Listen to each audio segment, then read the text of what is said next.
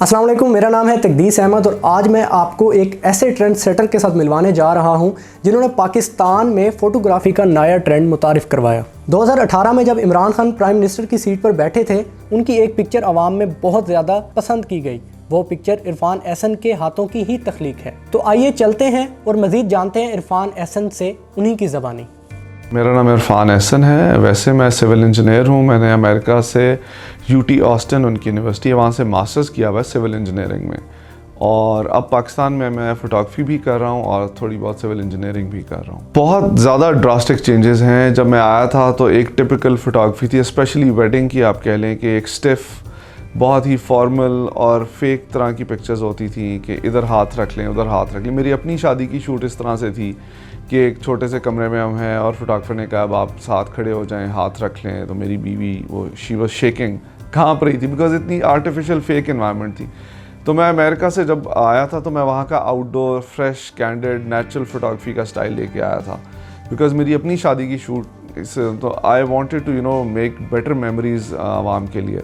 तो फिर मैंने वो स्टाइल यहाँ पे इंट्रोड्यूस कराया और अब माशाल्लाह बहुत ज़्यादा डिफरेंस है पहले के मुकाबले में। तो शुरू में लोगों को कन्विंस करने में बहुत टाइम लगा, बिकॉज पेरेंट्स जो थे वो तो इस बात को मानने के तैयार ही नहीं थे कि एक दुल्हन जो है तैयार होके वो पार्लर से निकल के किसी पार्क में जाए या बादशाही मस्जिद या शाही किला जाए।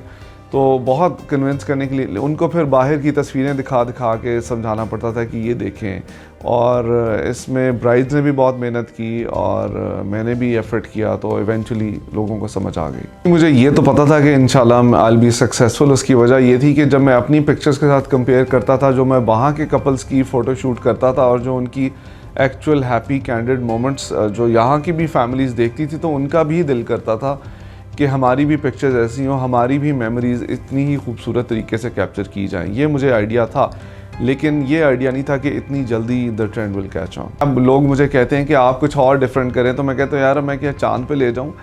रहेगा तो ज़्यादा आउटडोर ही, लेकिन ये कि लोग वायरल होने के चक्कर में they are trying to think of doing things जो टोटली एब्सर्ड और रिडिकुलस साइड पे चली गई हैं। एक मैंने क्लिप देखा था कि दूध पिलाई में वो एक्चुअल भैंस को ले आए थे इवेंट के ऊपर।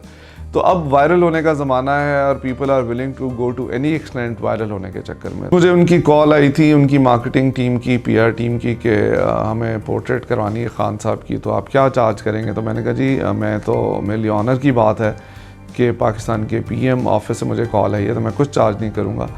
तो वो it was a good experience. It was nerve ranking experience in the sense के बहुत कम टाइम था, खान साहब बिजी थे, उनको पिक्चर्स का खुद बजाते खुद इतना ज़्यादा शौक नहीं है, तो उन्होंने बहुत कम टाइम दिया था। लेकिन फिर भी अल्लाह का शुक्र है कि जो पिक्चर निकली वो फिर it's one of the most famous images in Pakistan. इधर भी मुझे बहुत कन्विंस करना पड़ा, क्योंकि वो वही चाह रहे थे कि एक वाइट बैकड्रॉप के आगे पीछे कायद-ए-आज़म की पोर्ट्रेट के पीछे एक तस्वीर हो। तो मैंने कहा अगर आपने यही पासपोर्ट स्टाइल की ही अगर पोर्ट्रेट बनवानी थी तो मुझे लाहौर से बुलाने का आपको डजंट मेक सेंस।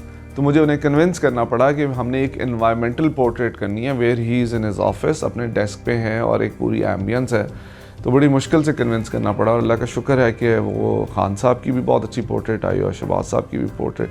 तो आपको एक आइडिया नया जब भी कोई आता है तो you have to go against the tide, आपको फ्लो के अगेंस्ट चलना पड़ता है। और इफ़ यू आर परसिस्टेंट, अगर आप एक कायम रहते हैं अपनी, तो फिर उसका आपको रिवॉर्ड मिलता है। मेरा मशवरा यही है कि अपनी क्राफ्ट, लर्न द क्राफ्ट। अपने कैमरे के साथ you should be in sync.